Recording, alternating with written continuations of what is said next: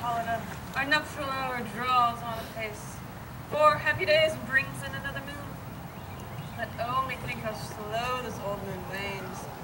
She lingers by desires like a stepdame or dowager, long withering out a young man's revenue.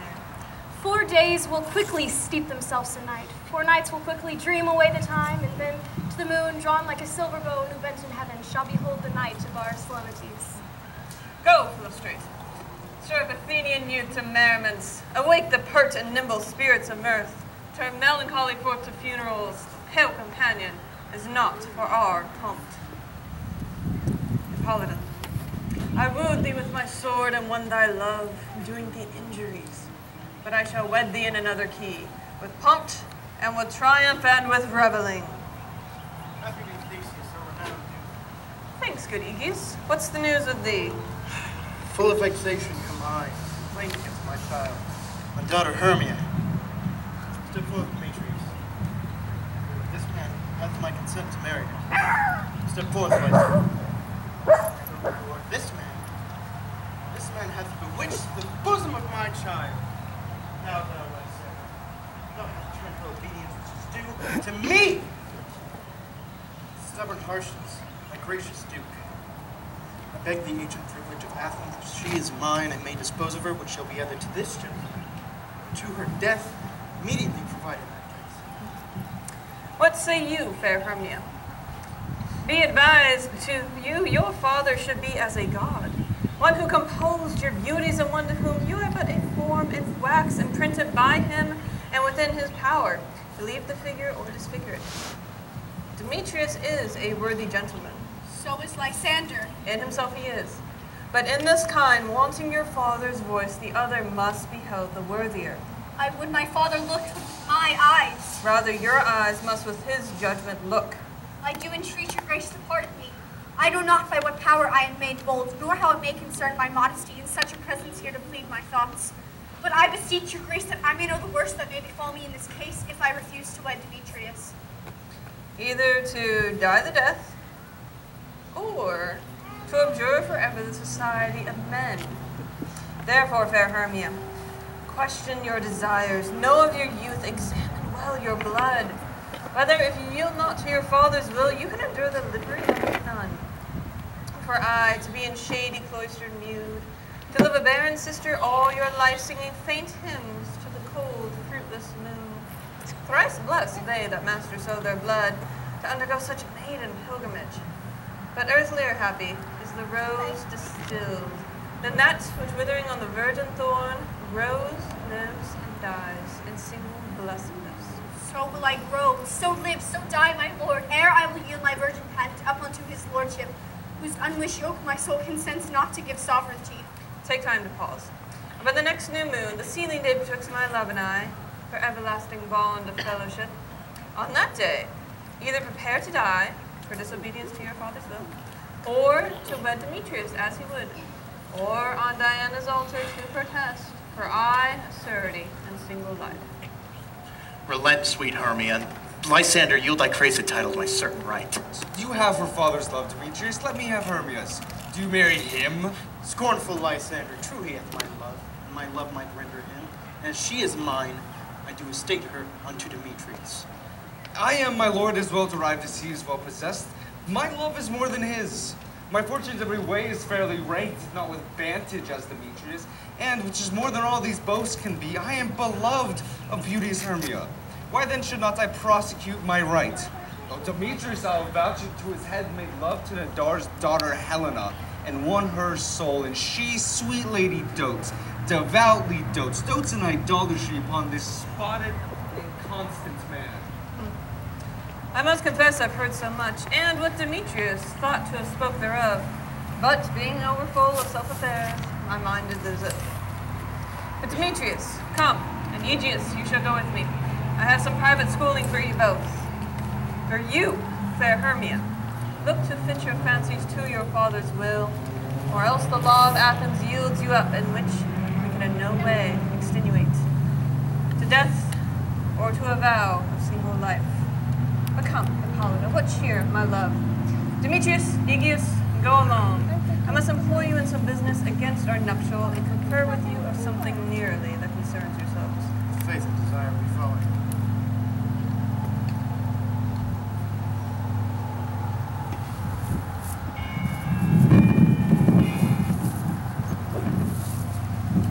How now, my love? What was that? Why is your cheek so pale? How chance the roses there do fade so fast? Life from want of freedom, which I could well retain them from the tempest of my eyes. Ay me, 'twere aught that I could ever read, never hear by tale or history. The course of true love never did run smooth, but either it was different in blood, Oh, cross, too high to be enthralled to low. or else miscraft in respect of years, Spite, too old to be engaged to young. or else stood upon the choice of friends. Oh, hell, to choose love by another's eyes? Or if there is sympathy in choice, war, death, or sickness did they siege to it, making it momentary as a sound, swift as a shadow, short as any dream, brief as the lightning on a collie night that but in a spleen. And ere man hath power to say, behold, the jaws of darkness do devour it up. So quick bright things come to confusion. Then true lovers have never been crossed, it stands as an equal destiny. Therefore we will teach our trial patience, because it is a customary cross, as thoughts and dreams and sighs, wishes and tears, poor fancy's followers. Good persuasion, therefore hear me, Hermia. I have a widowed aunt, a dowager of great revenue, and she hath no child. From Athens is her house from 7 leagues, and she respects me as her only son. There may I marry thee, and to that place the sharp Athenian law cannot pursue us. If thou lovest me, steal forth thy father's house tomorrow night, and in the wood a league without the town where I did meet thee once to do observance to a morn of May. There will I stay for thee. Good Lysander, I swear to thee by Cupid's strongest foe, by his best arrow with the golden head, and by the simplicity of Venus' doves which knit souls and prosperous loves, and by that fire which hath burned the Carthage queen when false Troy and unfair sailed the sea. In that same place thou hast appointed me, tomorrow truly will I meet with thee. Look, here comes Helena. Godspeed, fair Helena, whither away? Call you me fair? Oh, that fair again, unsay. Demetrius loves your fair. Oh, happy fair. Your eyes are lodestars, and your tongue's sweet air more tunable than lark to shepherd's ear when wheat is green, when hawthorn buds appear. Sickness is catching. Where favors so, yours would I catch, fair Hermia, ere I go. My ears should catch your voice, my eye your eye, and my tongue should catch your tongue's sweet melody. Were the world mine, Demetrius being baited, the rest I'd give to be to you translated. Teach me how you look, and with what art you sway the motion of Demetrius' heart. I frown upon him, yet he loves me still. Oh, well, that your smiles could teach my friend such skill. I give him curses, yet he gives me love. That my prayers could such affection move. The more I hate, the more he follows me. And the more I love, the more he hateth me. His folly, Helena, is no fault of mine. None, but your beauty. Oh, would that fault were mine. Take comfort. He no more shall see my face. Lysander and myself will fly this place. Before the time I did Lysander see, seemed Athens as a paradise to me. Oh, then but loves do dwell, that he hath turned a heaven unto a hell. Helena, to you our minds we will unfold. Tomorrow night when Phoebe doth behold her silver visage in a watery glass, deckening with liquid pearl and plaited grass, a time that lovers' flights doth still conceal. Through Athens' gates we have devised this deal. And in the wood where oft you and I upon faint primrose beds will want to lie, emptying our bosoms of their counsel sweet, there my Lysander and myself shall meet. Farewell, sweet playfellow. Pray thou for us, and good luck grant thee thy Demetrius. Keep close. We must starve our sights tomorrow midnight. Helena, adieu. As you on him, Demetrius dote on you.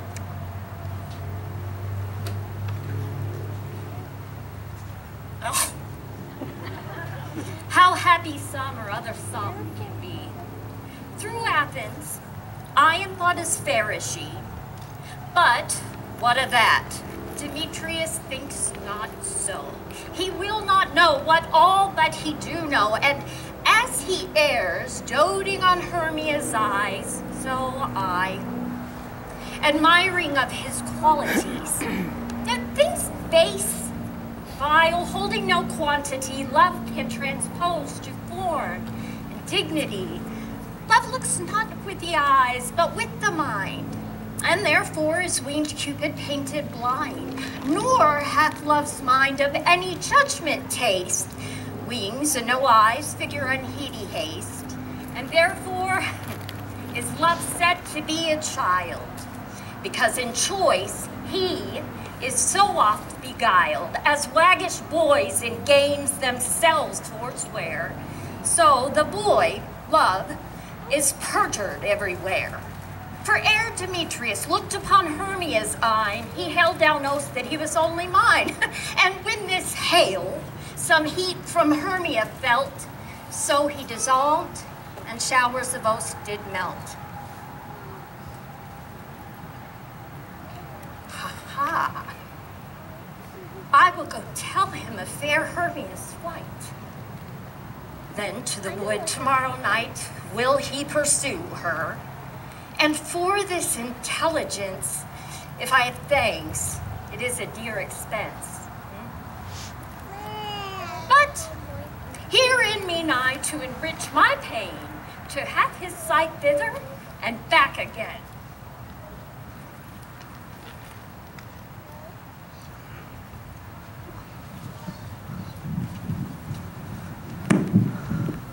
Is all our company here? You are best to call them generally, man by man, according to the script. Ah, here is the script, with every man's name which is thought fit through all Athens to play in our interlude before the Duke and Duchess on his wedding day at night. First, good Peter Quince, say what the play treats on, and then call forth your actors, and so draw to a point. Aye, marry, our play is the most lamentable comedy and most cruel death of Pyramus and Thisbe. A very good piece of work, I assure you, and a merry. Now, good Peter Quince, read forth your actors by the scroll. Masters, spread yourselves. Answer as I call you, Nick Bottom the Weaver. Ready! Say what part I am for and proceed. You, Nick Bottom, are set down for Pyramus. What is Pyramus, a lover or a tyrant? It is a lover that kills himself, most gallant for love. That will call for some tears in the true performance of it if I do it. Let the audience look to their eyes. I will move storms. I will condole in some measure. Get to the rest. But my chief humor is for a tyrant. I could play Hercules rarely or a part to Terracaddon to make all split. The raging rocks and the shivering shocks shall break the locks of prison gates, and Thisbe's car shall shine from far and make and mar the foolish fates. That was lofty. Now, call forth the rest of the actors. That was Hercules' vein, a tyrant's vein, and lover is more condoling. Francis Flute, the bellows mender. Here, Peter Quince. Flute, you must take Thisbe on you. What is Thisbe? A wandering knight? It is the lady that Pyramus must love. Nay, faith! Let me not play a woman. I have a beard coming. That's all one. You shall play it in a mask, and you may speak as small as you will. I may hide my face also. Let me play Thisbe too. I will break in a monstrously small voice. Thisbe! Oh, Pyramus, my lover dear! Is I, Thisbe, thy lady dear? No, you must play Pyramus, and Flute, Thisbe. Well, proceed. Robin Starveling the tailor. Here, Peter Quince. Robin Starveling, you must play Thisbe's mother. Tom Snout the tinker. Here, Peter Quince. You, Pyramus's father, myself, Thisbe's father, and Snug the joiner, you, the lion's part. And I hope here is a play fitted. I'm not very quick playing. You may do it extempore, for it is nothing but roaring. I can play the lion too! I will roar! That it will do any man's heart good to hear me. I will roar! That the Duke will say, let him roar again! Let him roar again! No, no. You would do it too terribly that you would fright the Duchess and the ladies that they would shriek, and that were enough to hang us all. That would Hang us all, every mother's son. Friends, I grant you, if we should fright the ladies, they would have no other discourse but to hang us. But I will aggravate my voice so that I will roar as softly as a suckling dove.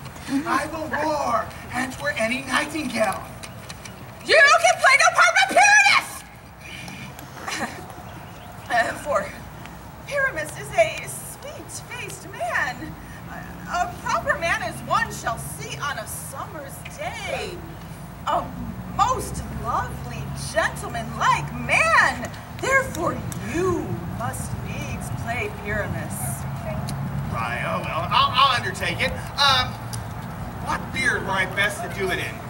Why would you will?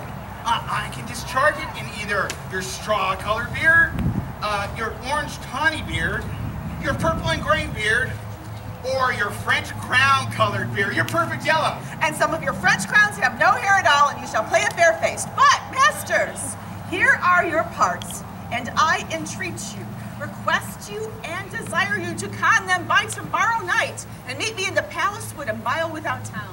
By moonlight there we will rehearse. For if we meet in the city, we will be dogged with company and our devices known. In the meantime, I shall draw a bill of property such that our play wants. I pray you, fail me not. Let us meet there, and there we may rehearse most obscenely and courageously. Take pains, be perfect, adieu! At the Duke's Oak we meet! Enough, hold or cut bowstrings!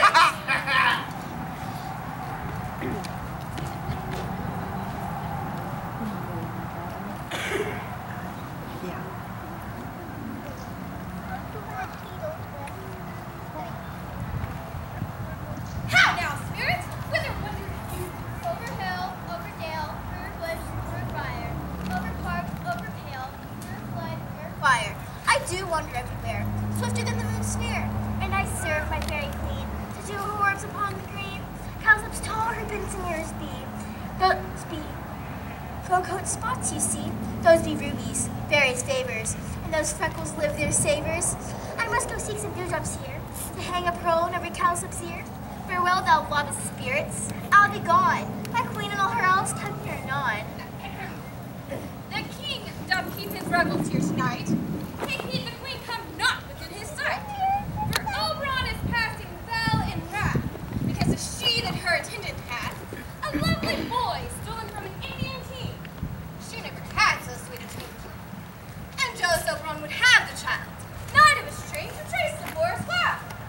But she forced withhold the loved boy, crowns him with flowers, and makes him all her joy. And now they never meet in Grover Green. My fountains there are sprinkled starlight sheen. But they do square, for all their elves to fear, creep into acorn cups and hide them there.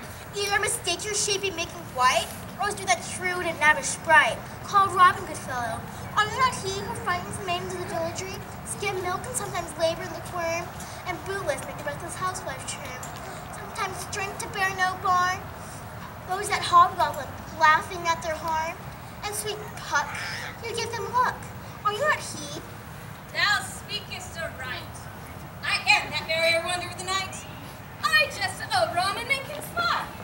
When I attacked and being fed horse beguiled, nay, likeness like a fairly bull. And sometimes lurk I in a gossip's bowl, and the very likeness of a roasted crab. And when she drinks, against her lips I bawl, and on her wither do that pour the ale. The wisest aunt, telling the saddest tale, sometimes mistaken me for a three-foot stool. Then slip I from her mouth, down topples she, and Taylor cries, and falls into a cough. And then the whole choir hold their hips and laugh and knees and swear. Ah, a merrier hour was never wasted there. But room, eh? Here comes Oberon. And here my mistress, or that he were gone.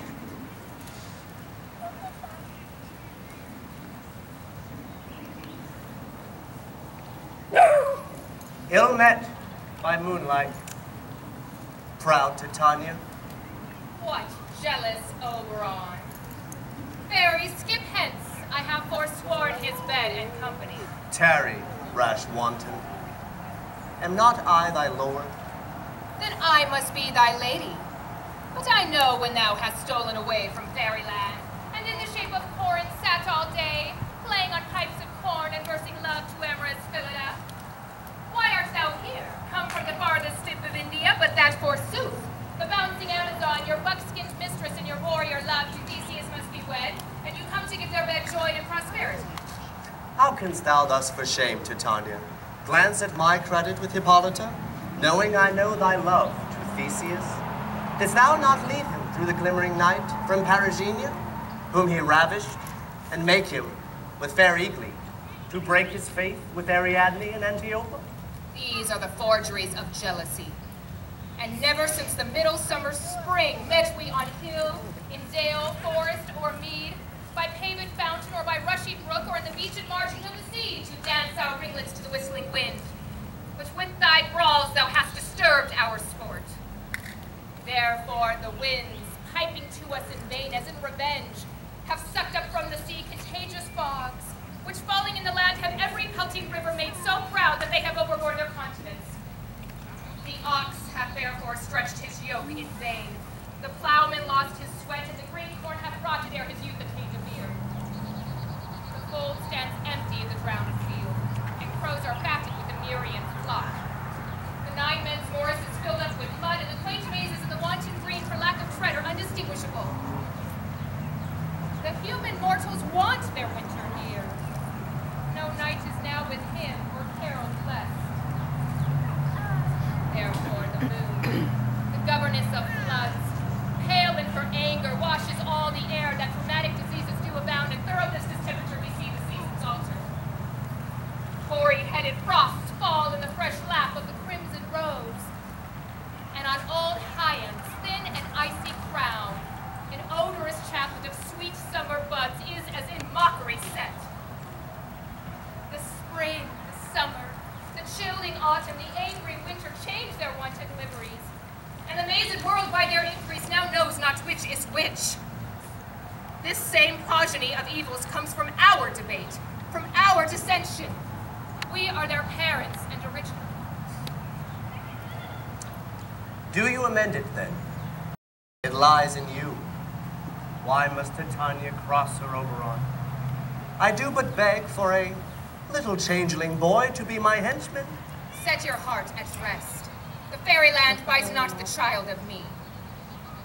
His mother was a votress of my order, and in the spiced Indian air by nightfall often hath she gossiped by my side, and sat with me on Neptune's yellow sands, marking the embarked traders on the flood, when we have laughed to see the sails conceive and grow big-bellied with the wanton wind, and she, with pretty and with swimming gait following, her womb that rich with my young squire would imitate, and sail upon the land, fetch me trifles, and return again, as from a voyage rich with fortune.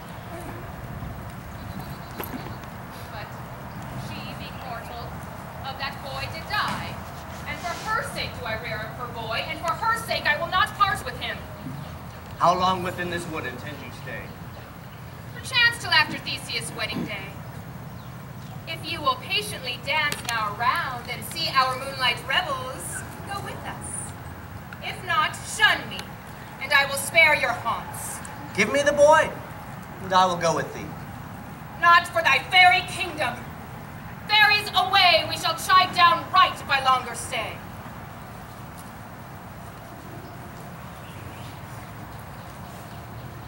Well, go thy way.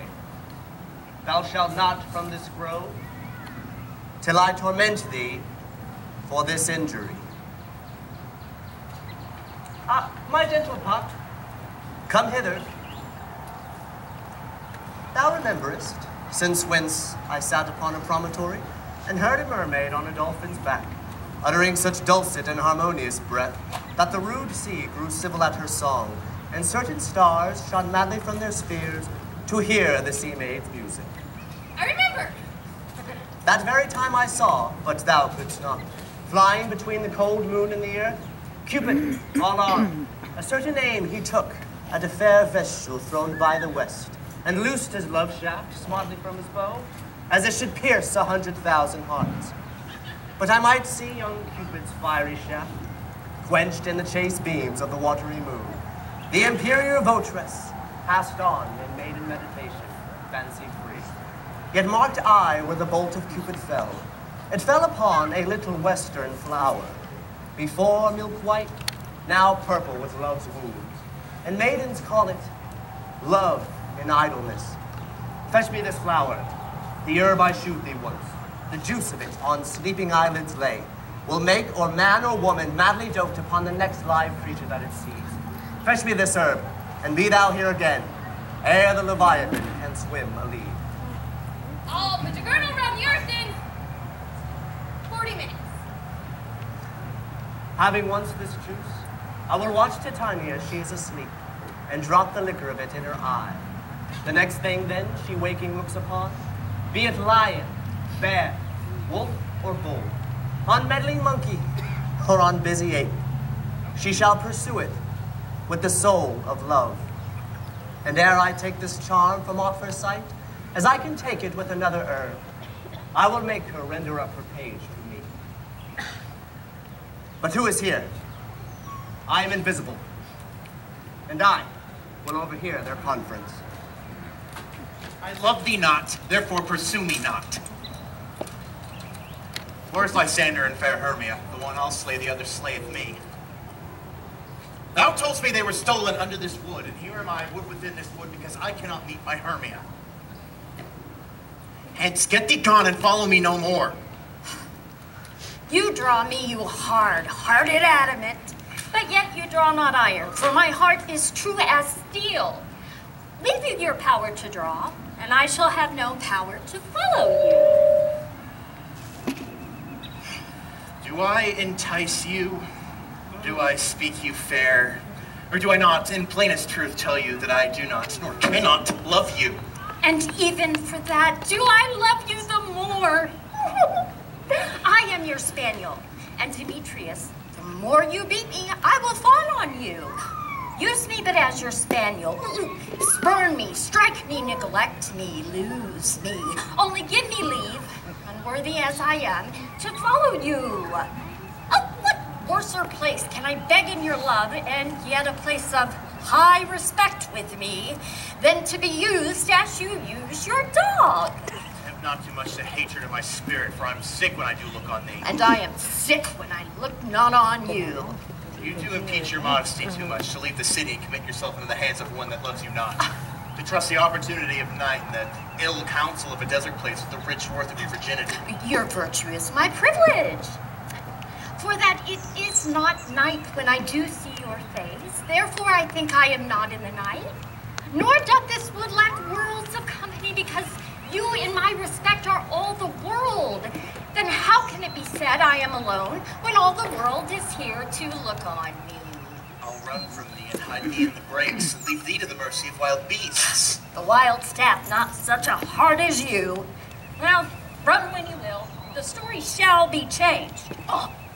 Apollo flies and Daphne holds the chase. The dove pursues the griffin. The mild hind makes speed to catch the tiger. Bootless speed. Well, when cowardice pursues and valor flies. Do not stay thy questions, let me go. Or if thou dost follow me, do not believe that I shall do thee mischief in the wood. Aye. In the temple, the town, the field, you do me mischief. Oh, fie, Demetrius! Your wrongs do set a scandal on my sex. We cannot fight for love as men may do. We should be wooed. We're not made to woo. I'll follow thee and make a heaven of hell to die upon the hand I love so well.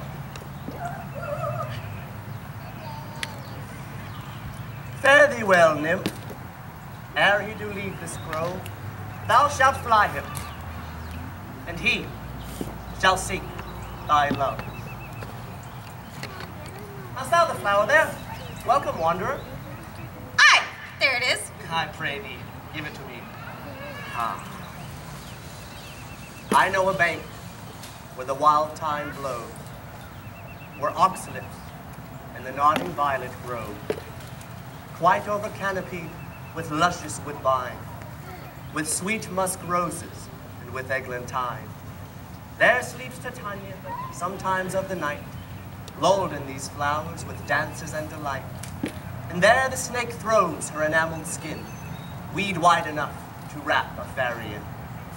And with the juice of this, I will streak her eyes and make her full of hateful fantasies. Take thou some of it, and seek through this grove. A sweet Athenian lady is in love with a disdainful youth. Anoint his eyes, but do it when the next thing he espies may be the lady. Thou shalt know the man by the Athenian garments he hath on, and effect it with some care that he may prove more fond on her than she upon her love. And look thou meet me ere the first cock crow. Fear not, my lord, your servant shall do so.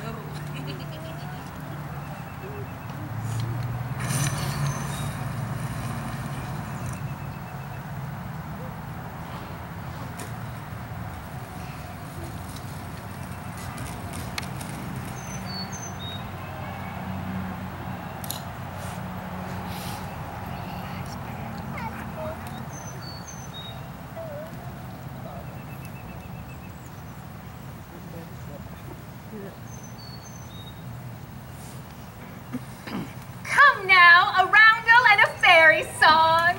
Then, for the third part of a minute hence, some to kill cankers in the musk rose buds. Some wore with rear mice for their leathern wings to make my small elves coats. And some to keep back the clamorous owl that nightly hoots and wanders at our quaint spirits. Sing me now asleep, then to your offices and let me rest.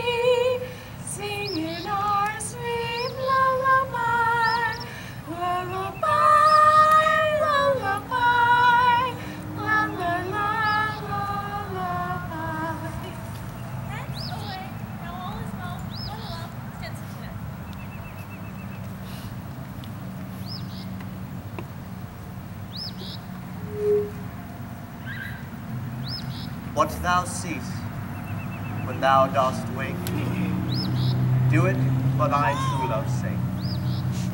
Love and languish for his sake, be it ounce, or cat, or bear, hard or boar with bristled hair. In thy eye that do appear, when thou wakest, it is thy dear. Wake when some vile thing is near.